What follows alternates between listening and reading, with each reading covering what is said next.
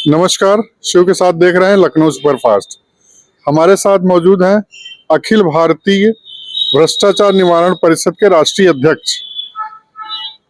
Sir, ये जो SIR हो रहा है उस पर आप क्या कहना चाहेंगे? पत्रकार महोदय, ये बहुत संजीदगी वाला सवाल है। एसआईआर जो गहन पुनरीक्षण का कार्य चल रहा है वोटरों का, मतदाताओं का, तो जोड़ने के बजाय काटने का काम कर रहे हैं। ये बहुत ही अफसोसजनक है, क्योंकि वोट ही मौलिक अधिकार है जनता का, और वही पिछड़े और दलितों का, अल्पसंख्यकों का वोट काटा जा रहा है। और तमाम खबरें ये भी आ रही हैं कि जो है दबाव बनाया जा रहा है बीएलओ पे कि इन लोगों का वोट काटा जाए। इससे जनता में बड़ी उहापोह की स्थिति है। और सबसे बड़ी बात है कि बीएलओ को समय भी कम दिया गया, और बीएलओ कौन लोग बनाए गए हैं वो कम पढ़े लिखे लोग बनाए, जैसे सहायक कार्यकर्त्री बना दी गई है बीएलओ, उसे उतनी जानकारी नहीं है। और जो है शिक्षा मित्र को बनाया गया है। इन्हें तो सरकारी कर्मचारी जो है पढ़े लिखे, या तो सेक्रेटरी हो या लेखपाल हो, ऐसे लोगों को जो है ड्यूटी लगानी चाहिए। और एक गांव में 4-4 लोगों की लगानी चाहिए। ये एक आदमी की ड्यूटी लगा के और जो है 1 महीने के अंदर एसआईआर करने का जो है कराने का दबाव बनाए हुए हैं, प्रेशर लगाए हुए हैं अधिकारी। और जो है भारतीय जनता पार्टी की सरकार इतना दबाव बना दिया कि बीएलओ बहुत सासत में है। कुछ लोग तो आत्महत्या कर लिए, कुछ लोगों को हार्ट अटैक हो गया सोते सोते, क्योंकि सुबह से शाम तक वो उसी में उलझे हुए हैं। तो वो बहुत परेशान है और उन्हें पूर्ण रूप से ट्रेनिंग नहीं दी गई। वो स्वयं जनता को समझा भी नहीं पा रहे हैं। और हर व्यक्ति के यहाँ अगर 5 परिवार है तो 150 रुपए के खर्चा भी बढ़ गया है एसआईआर कराने में। आपको बताएं कि फोटो खिंचवाइए और जो है आधार कार्ड का फोटो स्टेट दीजिए, तो इसमें अगर 5 परिवार हैं तो एक आदमी का फोटो खींचना और इसका जो है फोटो स्टेट कराना आधार का लगभग जो है 30 से 40 रुपया खर्च आ रहा है। तो इस तरह से 150 रुपया प्रति परिवार पे खर्चा आ रहा है। ये भी सांसद का विषय कि गरीब जनता जो है वो पैसा जुटावे, उसके बाद जाए किसी कंप्यूटर वाले के यहाँ से वहां अपना फोटो बनवावे और अपना फोटो स्टेट दे। और सबसे बड़ी बात है 2003 का जो यूपी का नंबर मांग रहे हैं, तो जनता के पास तो वोटर लिस्ट है नहीं। ये बीएलओ को वोटर लिस्ट लेके आना चाहिए, जनता को बताना चाहिए कि आपका 2003 में ये यूपी का नंबर है या नहीं है, ये बताना चाहिए। अब जनता कहाँ यूपी का नंबर 2003 के खोज के भरे, तो वो परेशान है, जनता परेशान है और स्वयं बीएलओ सब परेशान है। तमाम बीएलओ ने आत्महत्या कर लिया और सरकार चेत नहीं रही है। और कौन सा आफत इतनी जल्दी कराने, कम से कम 4-6 महीने का समय देना चाहिए था बीएलओ को कि आराम से घूम घूम कर, या तो 4-4 पढ़े लिखे कर्मचारी जो क्लास 3 के हैं उनको लगाया जाए, जो जिम्मेदार लोग हैं।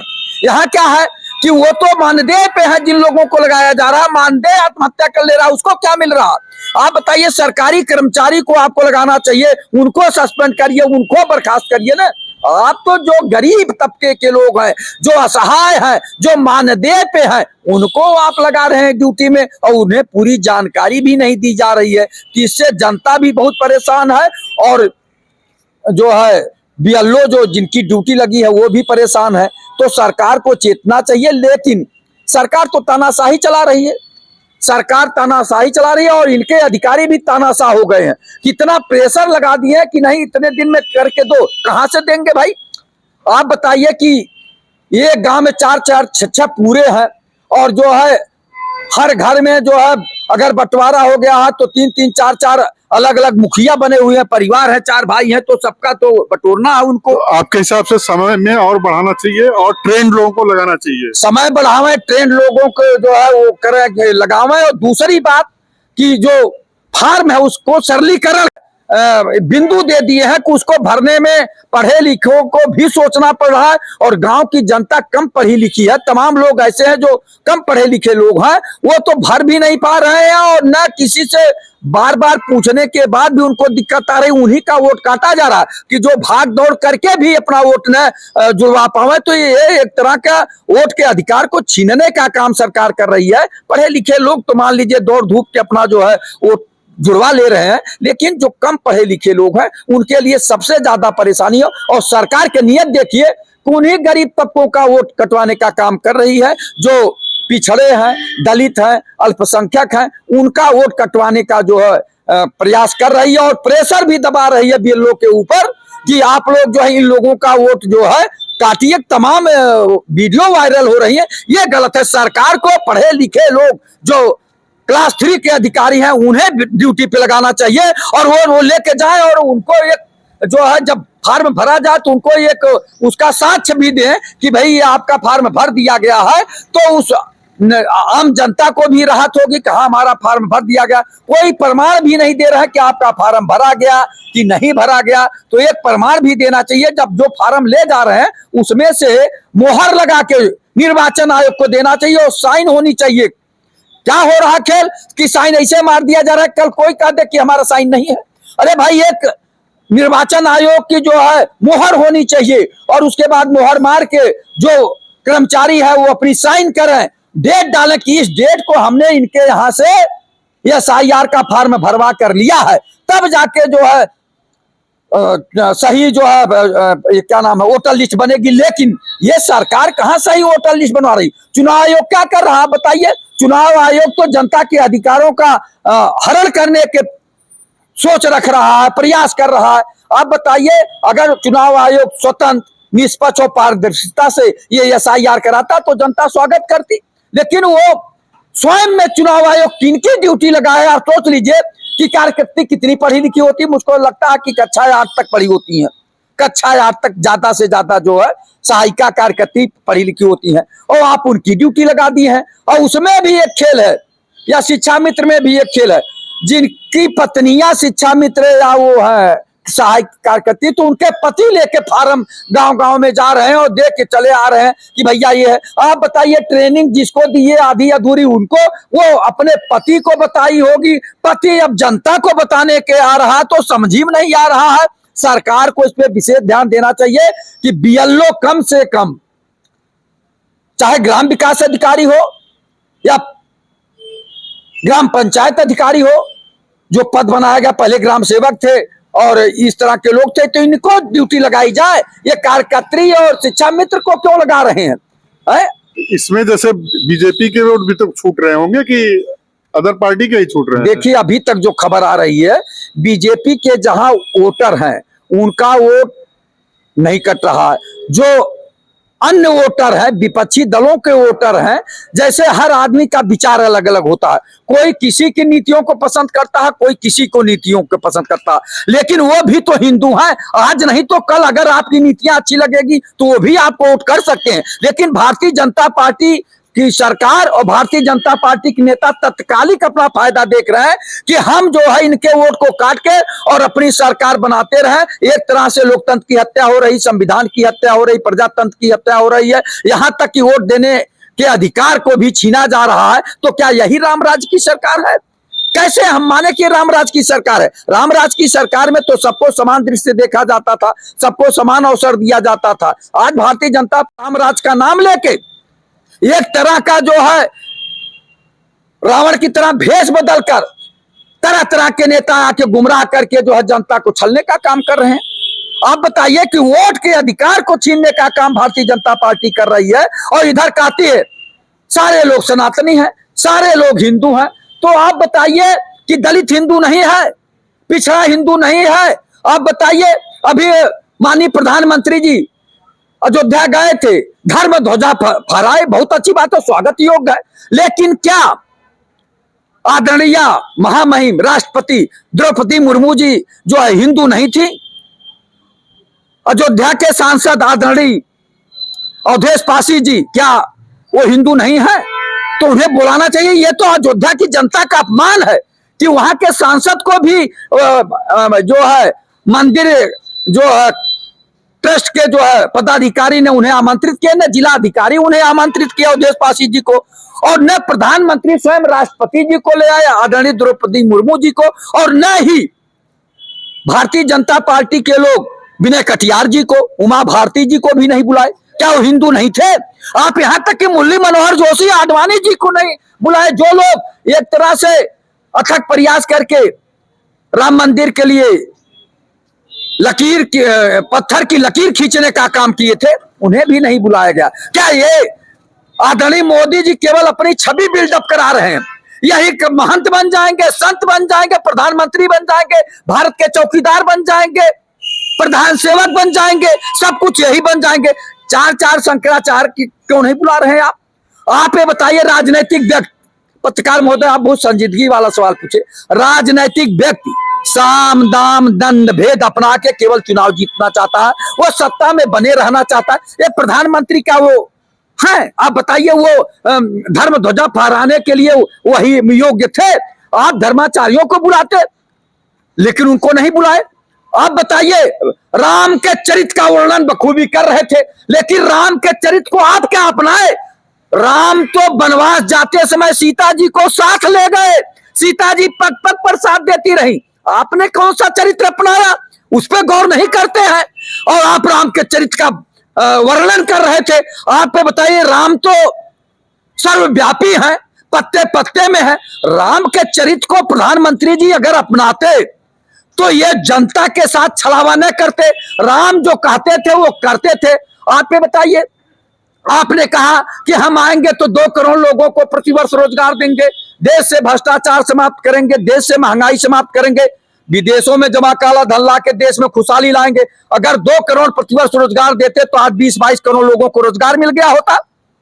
आप भ्रष्टाचार समाप्त कर दिए होते तो जनता का जीवन स्तर थोड़ा सा उठ गया होता। जितने भ्रष्टाचारी हैं, माननीय योगी आदित्यनाथ जी संत महंत मुख्यमंत्री हैं, इनके अगल बगल बैठते हैं।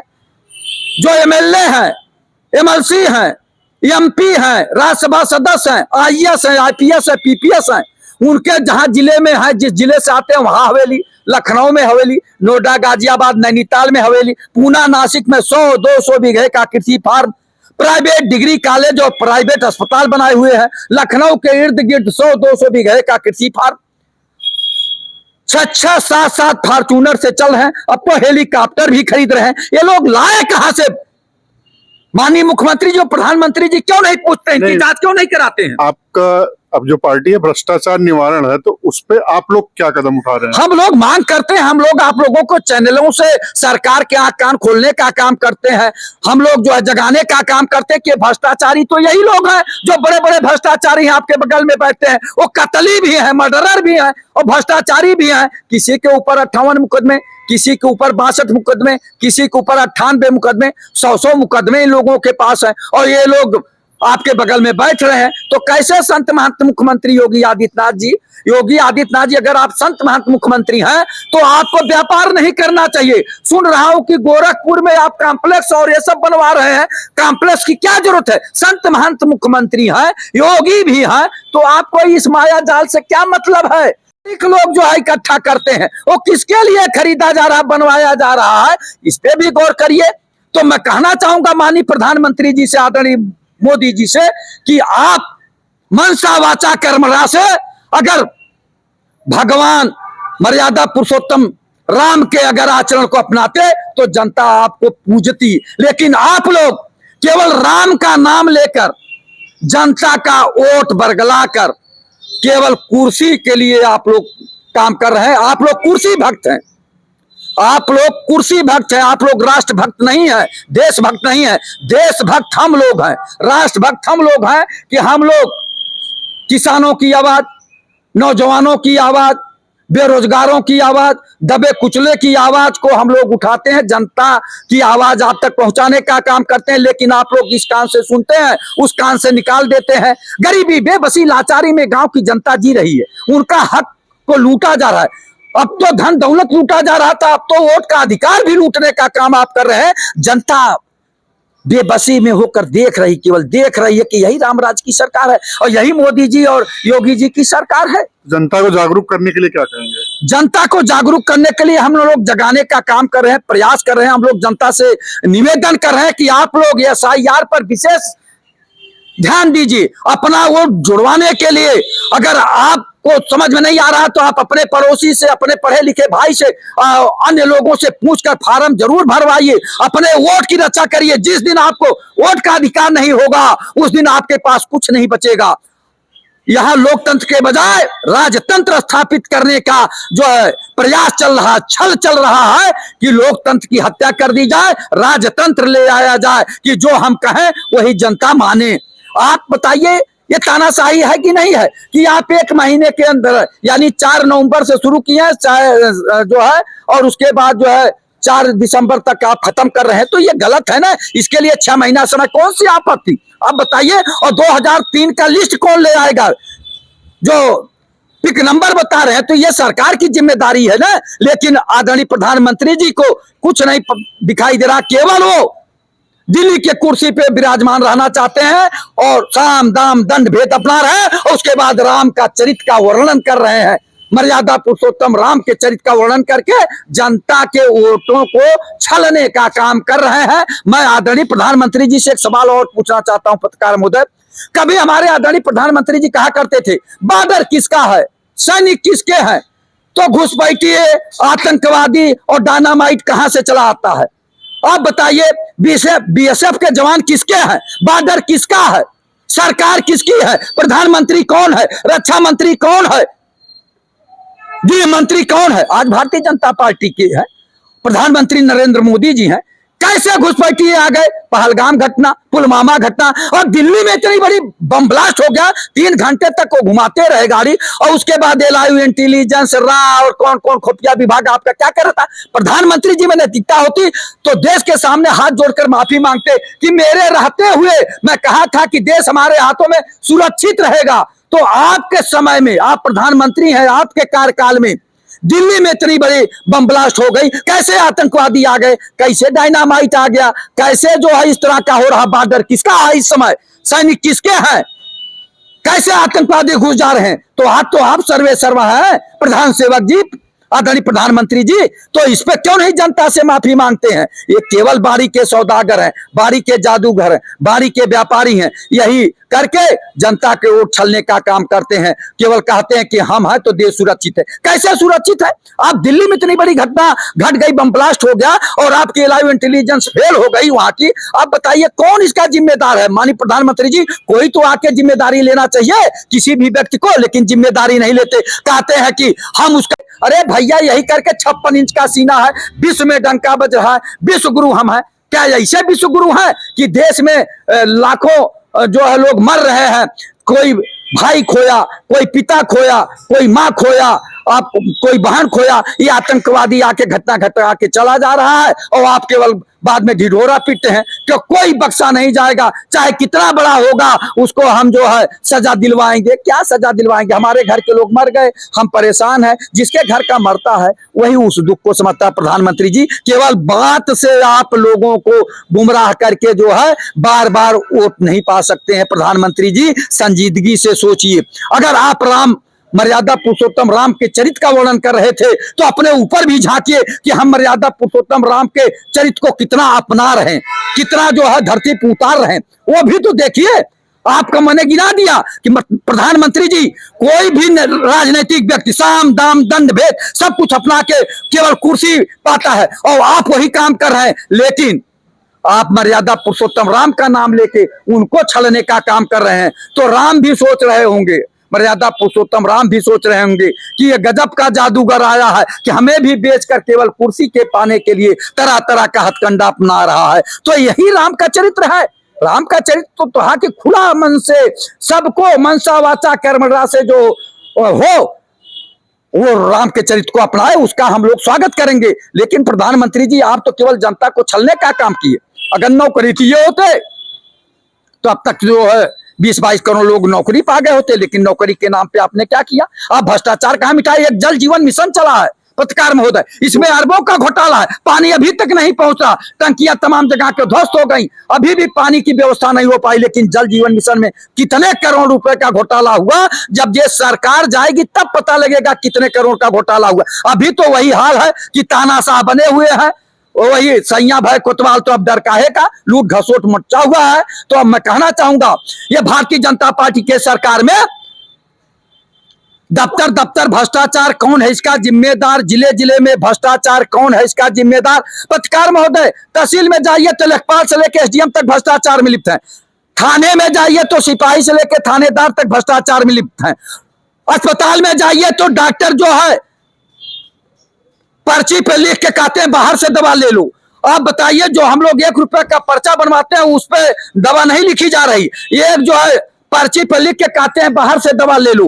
अब मैं अपने आजमगढ़ फूलपुर तहसील में 100 सैया का अस्पताल बना हुआ, वहां की ये हाल है। पूरे प्रदेश में ऐसे हाहाकार मचा हुआ। तो स्वास्थ्य विभाग में भ्रष्टाचार, लोक निर्माण विभाग में भ्रष्टाचार, और जो है सिंचाई विभाग में भ्रष्टाचार, और राज्य संपत्ति विभाग में भ्रष्टाचार, हर जगह तो भ्रष्टाचार हो रहा। इसकी जांच कौन करेगा? माननीय मुख्यमंत्री योगी आदित्यनाथ जी संत महंत मुख्यमंत्री हैं, क्यों नहीं इन लोगों को जेल भेजते? इनकी संपत्ति क्यों नहीं जांच कराते? जो भ्रष्टाचारी अधिकारी हैं, IAS IPS PPS PCS, इनकी तो जांच करानी चाहिए। और जो नेता लोग हैं जो स्कूलों में पैसा देते हैं, और वो स्कूल की जांच कराओ कि कब ये स्कूल बना था, कितने कमरे पे मान्यता मिली थी। आज क्या है, MLA MP जो है एक पत्थर लगवा दे रहे हैं बने हुए कमरे पर, और कहते हैं फला के निधि से बनवाया गया।